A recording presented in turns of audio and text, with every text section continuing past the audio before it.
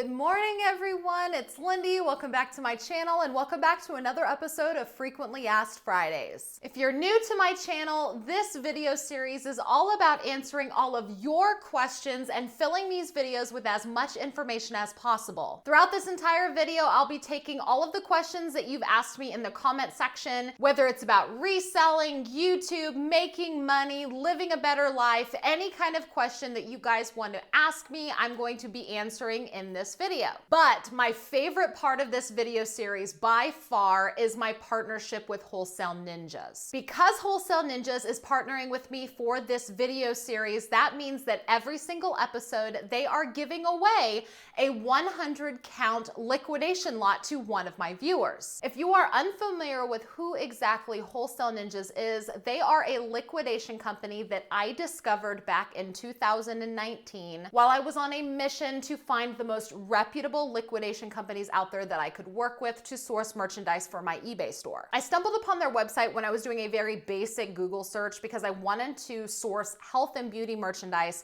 and I was finding that that was becoming increasingly difficult because health and beauty is a category that a lot of companies don't really consistently have. And I was intrigued immediately when I stumbled across the Wholesale Ninjas website because I saw that they had a lot of different health and beauty merchandise. They also had lots of cosmetics, general merchandise, and they even had pallets and truckloads that you could buy. So I ordered a few test lots just to see what their merchandise was like, and I was so impressed with the quality and the kind of items that I received. I asked them for a coupon code for my viewers, and I have been partnering with them ever since. The world of liquidation can be extremely risky for resellers because there are plenty of times where we can potentially get merchandise that it's not in sellable condition, but Wholesale Ninjas is by far the most consistent with their quality control, and they always have a super consistent supply of the kind of inventory that I like to sell. So there is a very real reason why I have been partnering with them and continuing to source with them for well over a year now. So if you're wanting to branch into selling a different kind of merchandise online, or if you're wanting to get your toes wet in the world of liquidation, Wholesale Ninjas is a fantastic opportunity to do that because their quality control is awesome. Nearly everything is always in sellable condition. They even sell pallets of merchandise that's case packed, meaning it's all brand new and never even seen a store shelf before. I do also have a coupon code for them. The code is Lindey25 and it gets you $25 off of anything site-wide.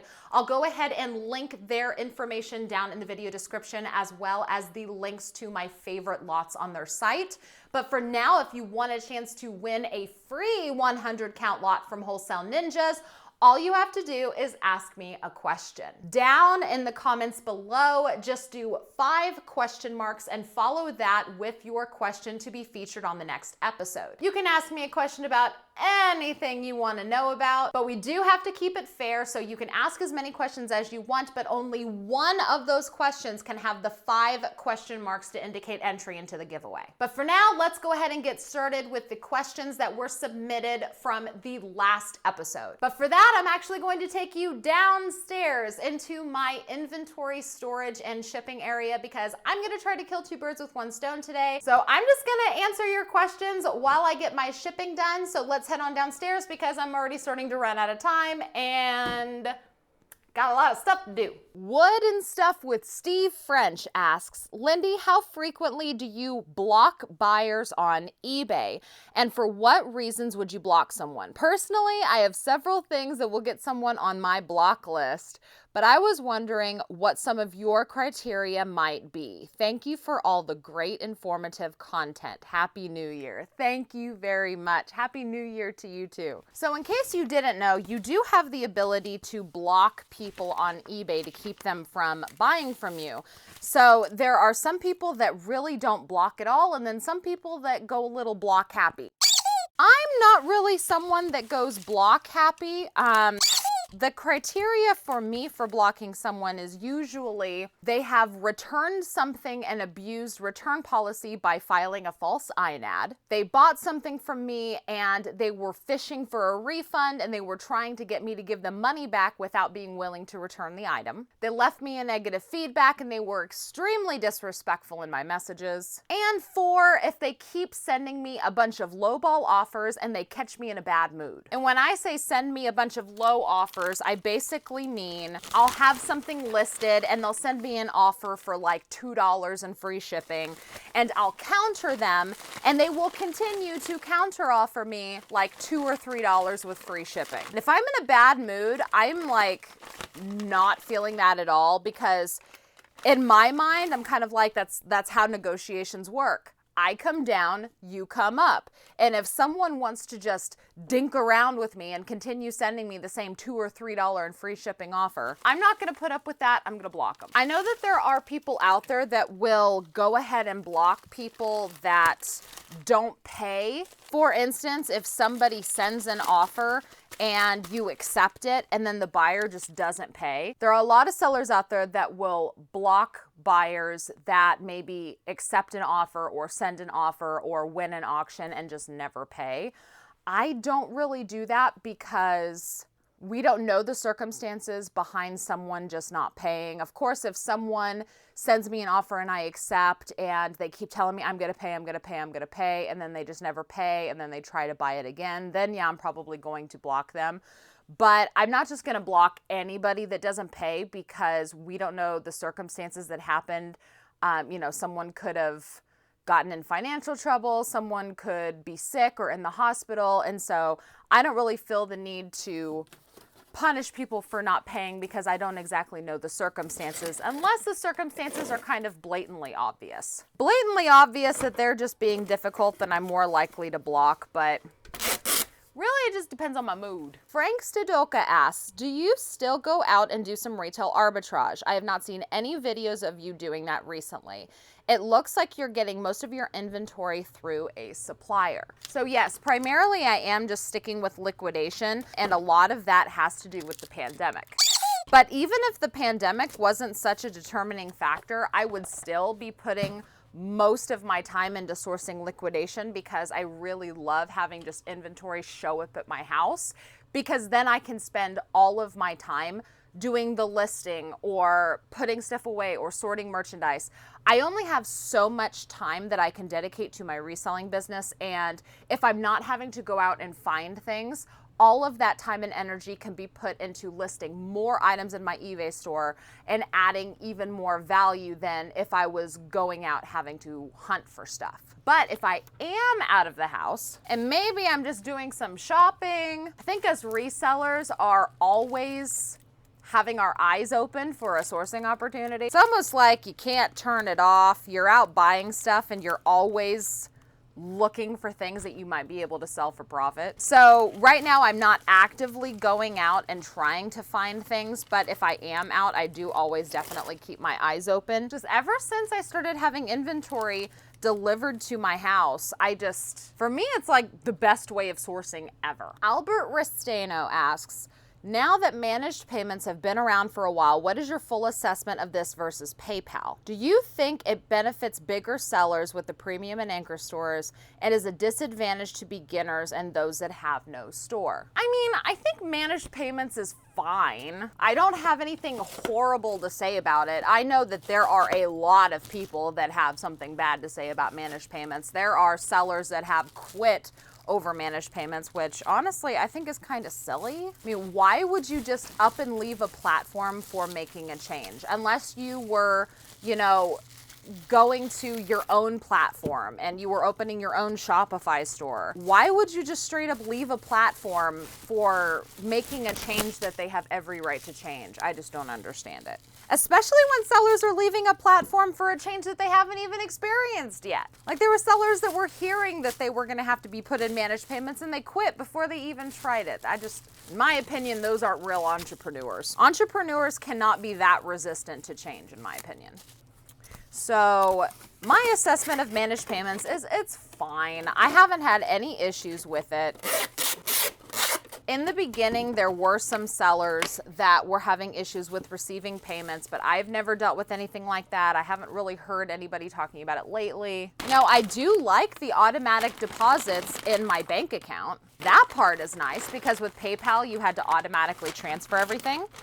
But you don't have to do that with managed payments. The money just gets automatically put in there. It is nice having, the top rated plus discount added right away some of the fees coming out automatically. So it's fine. But do I think that it has anything to do with making things more difficult for like beginners or a basic store level? I don't think your store level has anything to do with it. As far as I can tell, managed payments really doesn't discriminate whether you have an anchor store or a premium store or a basic store just getting started. Managed payments is what it is. I mean, it's a payment processor. Matter what store level you have. It's just the system in which you get your money. Miss Snappy Pants asks, "Hi Lindey, hello. I remember hearing in one of your videos, no clue which one, I was listening while driving, from quite a while back, something about a new venture that you might film or might wait and surprise us. And I have been curious to know if you ever went through with it, what it was, etc." Oh my gosh. Yeah, that was, I don't know, a year ago. It has been a bit. Unfortunately, that business venture has been put on hold because of COVID. Yeah, that business venture is still definitely on my radar. I still really want to do it, and I am still going to keep it a secret because I don't want to tell you guys what it is until I'm ready to vlog it and talk more about it. But unfortunately, because of the pandemic and because of COVID, I had to put it on hold because it is a business that requires other physical people. And right now, all of that is really unpredictable because of people staying home for fear of getting sick. But it is still something that I will do. As soon as everything settles down, I am still going to do it. I am still going to vlog it, and I am still very excited about it. So definitely make sure you're subscribed and stay tuned because, yeah, I did have plans to do another business venture in 2020. There's just a little pin stuck in it. I have to just, wait for things to die down, and then I am full throttle going into it. KTC Resale asks, "I've had an item removed from eBay because of a VeRO violation. I did check the list and they were not included, and there were hundreds of listings for the item. When I talked to eBay about it, they said that there was no way to keep the VeRO list updated as hundreds of new companies are added each week. I try to follow the rules, but how can I do that if there's no way to know about a company that isn't on the list? Have you ever been suspended, and how do you handle that?" This is a good reason to cross-post, of course. So that darn VeRO list is a huge pain in the neck for resellers. But yeah, it's 100% true. There's no way to know if someone is on the VeRO list because companies go on it and come off of it every week. It's not fair, honestly, because we don't know when we're breaking rules, and it's extremely frustrating. But what I will tell you is that it's a lot worse on Amazon. There are things that you can sell on eBay that you cannot sell on Amazon because Amazon takes this VeRO thing to like the next level. eBay will at least remove your listing, give you a little slap on the wrist and a warning, and just say, "Don't list this again." Amazon will bend you over and spank you at the first offense. So the short answer is try to not worry about it too much. Pay attention if you do get a listing taken down, make note of what it was. But the long and short of it is if eBay takes your listing down and just gives you a warning, just don't put the listing up again, find another place to sell it, because eBay will take your listing down and basically slap you on the wrist, give you a warning and say, "Don't list it again." If you list it again, then that is when your account can result in suspension because they warned you. They told you not to put it up and you put it up again. And so just as long as you keep it down, you're not going to get in a lot of trouble unless you have a lot of complaints in rapid succession all at once. For instance, I've heard of sellers having their account restricted for a few days because they had 2 listings pulled down in the same day, even though they were different listings. There really is no way to know. It's a risk that we take as resellers every single day. The best thing that we can do is just do our best. If you have a listing pulled down, don't put it up again, make note of it. And if your account is in jeopardy because of one of these complaints, just contact eBay and communicate with them. I've never had my eBay account suspended before, but I know several sellers that have. Sometimes it's just a matter of getting through the restriction phase and just continuing on. Or if your account is suspended or restricted and you feel that it was done unfairly, if you call them and talk to the trust and safety team, or you call and you talk to a supervisor, a lot of the times they can get it resolved for you and let you know what you did wrong so that it doesn't happen again. Debbie Cooper asks, I want to start selling on eBay, but don't know how to start. I worry about shipping items to buyers. What is the best way to learn about shipping an item? Honestly, the best way to learn is just to do it. Because here's the thing. It is impossible for you to know every little thing that you need to know before you start. Best way to learn, in my opinion, is just to dive in and start doing. Now, shipping is definitely something that is intimidating. I do have a playlist all about shipping where I talk about packaging and how-tos, printing shipping labels, the supplies I use, all of that kind of stuff. I will definitely make sure to link the playlist for you. There's tons of free information online, but it's really only scary before you start actually doing it. Once you start doing it, you'll start to see that it's not so bad. And if you do run into a problem, a simple Google search can usually find you an answer.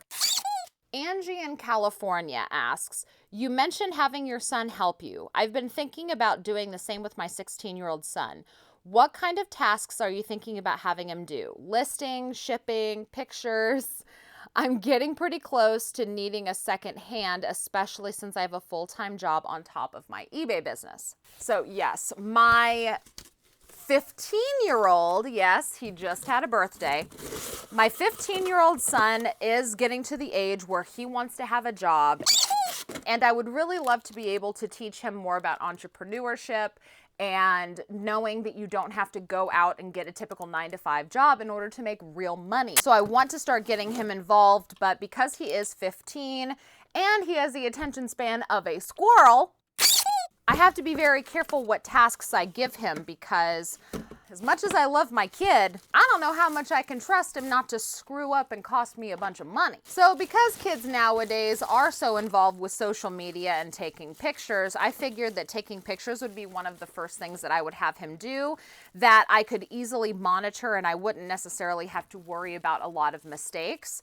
So like I've told you guys, I did start having my sister-in-law start helping me list, and so I figured that he could work in tandem with her after school some days, where she creates the listings and he takes the pictures for it. Or he'll work with me on like a Friday or a Saturday night. I will do the drafts. That way I don't have to worry about him putting incorrect pricing or incorrect keywords, and I will have him take the pictures, and I will then upload the pictures into the listing so that I know that pictures are not, being uploaded to the wrong listings. I can preview the pictures before they get uploaded, and it'll help save me time, because taking pictures is definitely, in my opinion, the fastest thing that you can do, but it's also super important as well. So I was thinking about having him take pictures, and then I would upload them into the listings. I'm also going to have him do a lot of the heavy lifting, because, he's a teenage boy. He likes to weight lift. He plays football. He's very, very strong. So I figured I would have him do all of the heavy lifting for me if I need heavy boxes moved around. I also figured sorting merchandise would be a really good job for him, because that's really something that you can't mess up. So whenever I receive new pallets in, I'm going to have him start sorting and organizing things together, because if I have multiple quantities, he could put all of the exact same items together. If I don't have multiple quantities, he could put a lot of the similar items together. And then if he does well with all of that stuff, I figure I could have him also put stuff away. Now, the reason why I'm not starting with doing something as simple as putting things away is because where you put them is very important, because when it sells, you have to be able to find the inventory so that you could ship it out. So if he's not really paying attention while he's taking photos of the items, if he's not paying attention while he's sorting, if he's not paying attention while he's carrying things, how can I expect that he's actually going to put things away in the proper place? And then beyond that, if he does well with all of that, then I'd probably start having him do drafts. But if your son is a little bit older and you've already had them start doing a lot of the, sorting or cleaning up or organizing of things, they already have experience taking pictures, then I think it's a good idea to have them actually be involved with doing the drafts, because if they're not sending the listing live, you still have an opportunity to look it over and correct any problems that there are before it's live and ready for sale. So that's where I'm planning to have him start anyway. Also, I know that a lot of you are very curious about about the whole shipping thing. And I know that I'm not really showing you a lot of what I'm doing, but I promise I'm going to start doing more shipping videos. I know you guys love shipping videos where I demonstrate, you know, printing the shipping labels and packaging the items. I am going to start doing more of those kind of videos. It was just really hard for me to do certain kinds of videos with my kids and remote learning and all of that, but I am going to start doing more videos like that here very, very soon. I know that you're really curious about what I've got going on here, but I didn't want to worry about like panning the camera back and forth because I wanted to focus on answering all of your questions, and I'm just trying to multitask at the moment, but more of those videos are coming. Pam K asks, so Lindey, suspense building. I'm here for it. What do you do for yourself to decompress, enjoy life, relax, etc.? Besides the rum thing, that is. No, gotta have some rum. FYI, I'm doing more little things for myself this year. New face serum, complete day away, mani-pedi. So one of the things that I definitely do for myself is I like to just sit in quiet. So I used to always say that I would decompress by like vegging out and watching a movie or, you know, treating myself to a snack and a video I've been really looking forward to seeing. But the more and more I think about it, that's not necessarily something that I do to decompress. Yes, it's something that I do to relax. You know, it's easy to kind of turn your brain off and watch a movie or, you know, have a Diet Coke with a little bit of rum in it to try to, you know, calm down a little bit. That's kind of what I do to relax. But to decompress, I really do try to get away where it's not loud. So about a year ago, I started getting into doing yoga, and I will admit that after the pandemic started, I dropped that ball hard because kids were remote learning, things were chaotic and scary, and I didn't know what was going to happen. And so I did, you know, stop doing yoga. But one of the things that I learned through doing yoga while I was doing it was that meditating is a really important thing for your mental state. And so one of the ways I've been doing that now is, you know, I'm fortunate enough to have moved to a house that already had a hot tub. You know, not gonna lie, the fact that this house had a hot tub was a driving factor in wanting to close on it. But, you know, at least once a week, I will go out to the hot tub and I will essentially just float with my ears just below the surface so that all I really hear is like the whirring of the hot tub, and it's just silent. It's just quiet, and it's a way for me to kind of brain dump and have a moment of peace, essentially. Because when you have kids and you're stuck at home with those kids all day, there's no moments of peace. And so after the kids are in bed, going out to the hot tub and being able to just put my ears underwater is my way of getting total peace. And I really think that that is my way to decompress. Now I relax by vegging out, eating snacks, and watching movies. But the way I decompress is essentially silence. For me, even just like turning off all of the lights and laying in bed after everyone has gone to sleep, just laying in bed and listening to nothing, just silence, that is the strongest way that I have been able to decompress when I've had a stressful day or I'm feeling really overwhelmed. Just quiet, no chaos, no sound, nothing. Melanie Johnson asks, so I'm confused. I thought with managed payments that when you sold something, all of the fees were taken out and the rest was deposited into my bank account. If that is the case, why do I have an invoice showing that I owe money to eBay? I have tried to contact eBay, but I've heard nothing from them. Can you help? So yes, most fees are taken out when the payment is processed.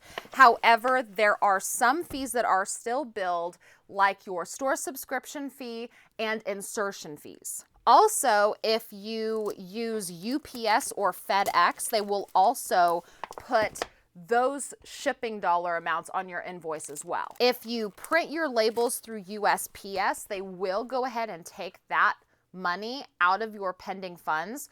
But for some reason, UPS and FedEx, they bill it to your invoice. At least I'm pretty sure that's the case. I don't use FedEx or UPS hardly ever. But if I'm remembering correctly, the last time I used FedEx, it was on my eBay invoice. So if you are receiving an invoice saying that you owe something, the chances are you've probably gone over all of your free insertions for the month, or it's your store subscription, or you're having to pay something like international fees or some other fee that's just not taken out automatically. The long and short of it is the only fees that are taken out automatically are your final value fees and your shipping fees if you've opted into that. Beyond that, you're gonna be paying an invoice. Bruce Tidwell asks, you mentioned people scanning books to check prices, and I've heard other resellers mention scanning as well. How does that work? Do I need an app for my phone? What information can you get from that? So most of the time, if you see people scanning using their phones, most of the time it's not necessarily a specific app. It's just the Amazon seller app or it's the eBay app, because both the Amazon seller app and the eBay app have the functionality to search using a UPC barcode scanner, and that's automatically in your phone. You just basically hit the search function to scan the barcode in the actual search bar on the Amazon seller app or the eBay app, and you just scan the barcode right there with your phone's camera. There are, however, certain scanners that Amazon sellers will use primarily while they're scanning books. It's like a simple handheld scanner that's tied to an app on their phone, but that's like getting like really super fancy smancy into it. For the most part, when you hear about sellers scanning using their phone, they're just simply scanning using the search function in the eBay or the Amazon seller app. Tracy Weisrick asks, how many hours a week do you put between reselling and YouTube total? So I did do a video where I talked about how I schedule my time. I'll post it down in the video description, the top pinned comment, all the places. Why are my labels printing? I said print, no paper. Lies. Last I checked, I was spending roughly 10 to 12 hours a week filming YouTube videos, editing, and all of that. And on eBay, I spend about 10 to 15 hours a week. And the reason why I don't have an exact number is because sometimes I'll spend more time on eBay one week, and then another week I might spend more time doing YouTube because maybe I'm filming more videos back to back. Maybe it takes a little bit more time to edit some content. So it really fluctuates, but between the two, I probably work about 25 to 30 hours a week. Sometimes more, sometimes less, just kind of depends on what all I've got going on. Tabby Hammer asks, is it hard to start selling on eBay with no feedback? So again, this is something that I did do an entire video about, and it's titled something like why it's so hard in the beginning. I'll also link it down in the video description and pin it to the top pinned comment in the comment section. But yes, there's a number of different reasons why it could be hard for sellers to start selling with zero feedback. But in my opinion, the biggest challenge is proving yourself to eBay, because you're competing with millions of other sellers that have a lot of clout on eBay's platform. eBay wants to promote sellers that it can trust because it wants to give buyers a positive buying experience. And so eBay tends to promote the sellers that have a history of customer satisfaction. And if you don't have that history, it can be a lot harder for you to compete and search with sellers that have been on the platform for a really long time.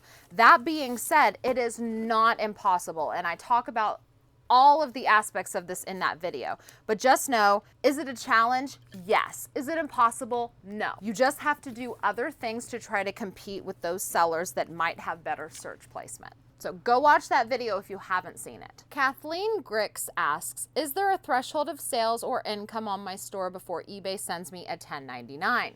So this is a perfect question because we are getting into tax season, everybody's favorite time of year. So now eBay will send you a 1099 if you have over 200 transactions and $20,000 worth of sales. However, there is this misconception that just because eBay doesn't send you a 1099 doesn't mean that you don't have to pay taxes on your profits. That is 100% false. Even if you are a sole proprietor, even if you are not a physical business entity, still need to report all of your profits to the IRS, even if eBay does not send you a 1099. Because any money that's coming into your bank account, if you don't think the IRS knows about it, Wish I lived in your world. So just make sure to track your profits, report them honestly. Don't forget that you have a lot of business deductions that you can take.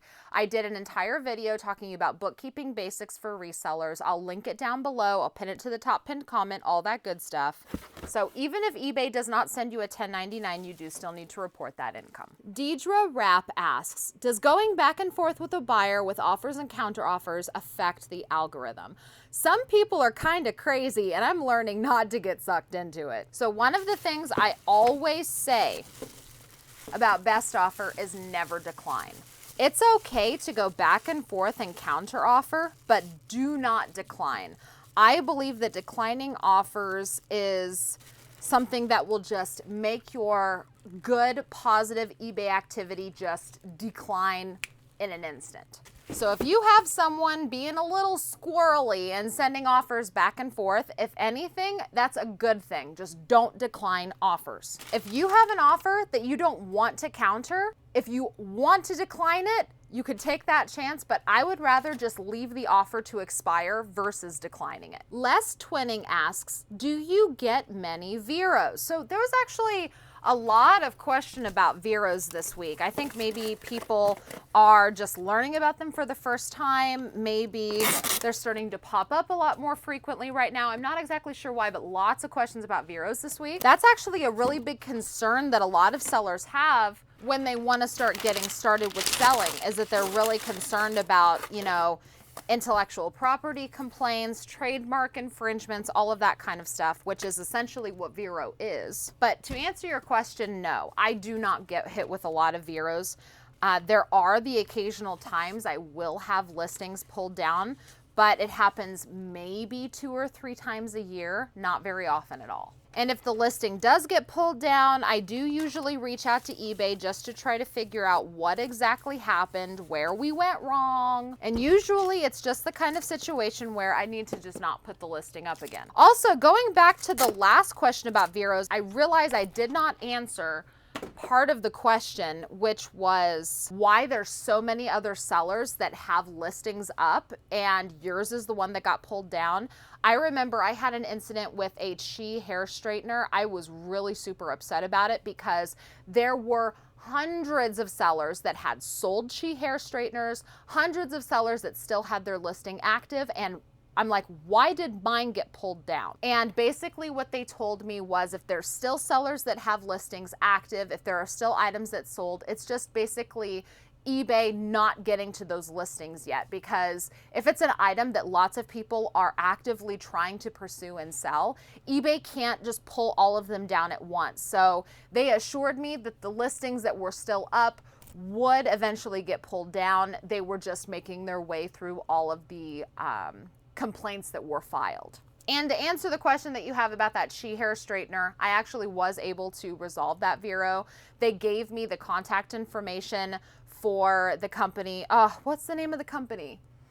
Chi hair straighteners are a part of course I can't remember right now. Why would I be able to remember it on the spot? But they gave me the email for the company. I was able to reach out to them because the complaint that was filed was about counterfeit. And I told them that I had proof that I bought it from a legitimate source. They gave me the email. I was able to actually email them the proof that I had legitimate item. It was not counterfeit. They then reinstated and gave me permission to list Chi hair straighteners. So that's how that ended up getting resolved. But yeah, VeRO can be a real pain in sellers' butts, but no, it's not something that I really deal with. Cindy asks, how long do you leave out of stock listings? I have some that are 3 to 4 months old.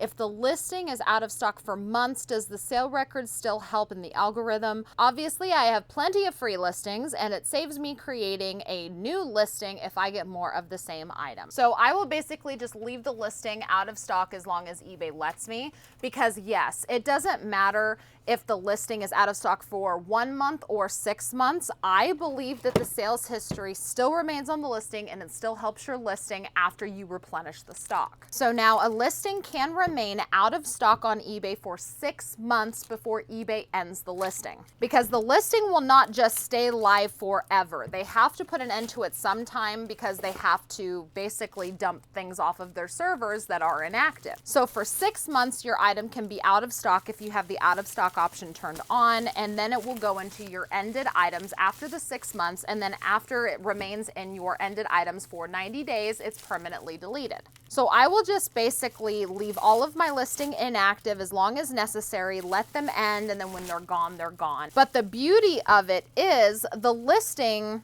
in theory, this is my theory of course, the listing doesn't technically get stale even if it is sitting out of stock for 6 months. It doesn't get stale because the listing is no longer visible to buyers. So if the listing quantity goes down to 0, the listing is still active in your eBay store, but nobody can look at it. So it's almost like the listing is frozen in time. Listings tend to get stale or tend to start to be seen as old on eBay's server when there's a lot of lookers or a lot of time has gone by with no activity. But there's no activity allowed when it's out of stock. So it's almost like that listing is frozen in time. So to answer your question, I just leave it out of stock until eBay basically deletes it. Because I do believe that sales history is important, and that's why I don't want to end the listing if I suspect that I could get more.